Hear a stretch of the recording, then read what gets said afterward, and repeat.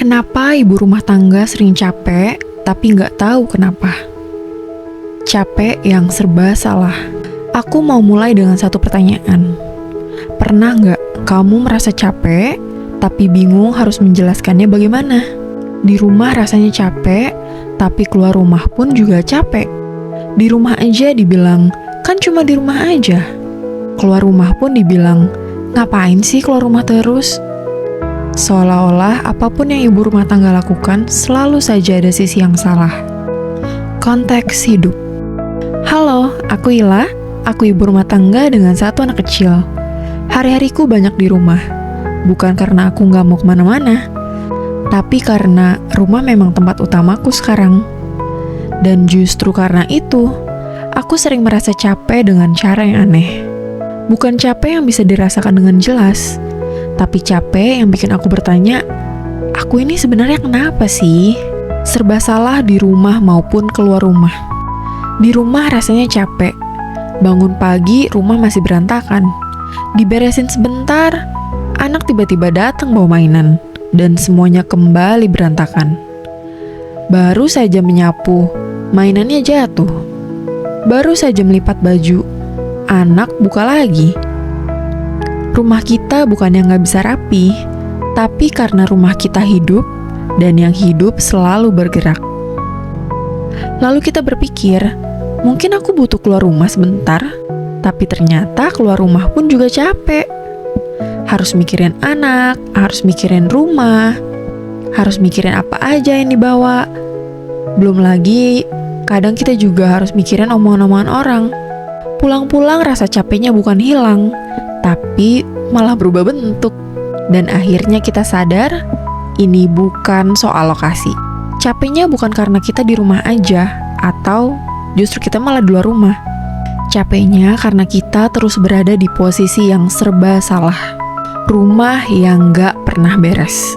Banyak ibu merasa gagal karena rumahnya gak pernah benar-benar rapi. Padahal, rumah dengan anak kecil memang tidak dirancang untuk selalu rapi. Tapi yang jarang dibahas adalah, rumah bukan hanya soal barang, tapi soal manusia di dalamnya. Kalau satu orang beres tapi yang lain tidak menjaga, maka rumah akan selalu kembali berantakan. Bukan karena ibunya malas, tapi karena tanggung jawabnya tidak dibagi. Dan disinilah ibu sering capek secara mental. Karena ibu bukan hanya yang membereskan barang, tapi juga yang menjaga sistem.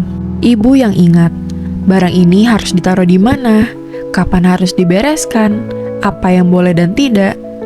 Sementara yang lain, tinggal bertanya tempat penyimpanan barang yang dicari, lalu diambil dan dipakai. Masih untung kalau ngambilnya nggak berantakan. Capek mental karena beban tak terlihat. Capek ibu rumah tangga sering bukan karena fisik, tapi karena selalu siaga. Pikirannya tidak pernah benar-benar istirahat. Bahkan saat tiduran, kepala kita tetap bekerja. Dan ironisnya, capek seperti ini sering tidak dianggap capek, karena tidak terlihat. Tidak ada jam kerja, tidak ada hasil yang selesai. Rumah hari ini rapi, besok berantakan lagi.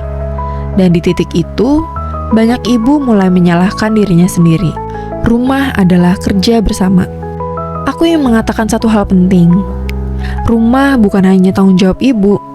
Rumah adalah hasil dari kebiasaan semua orang di dalamnya.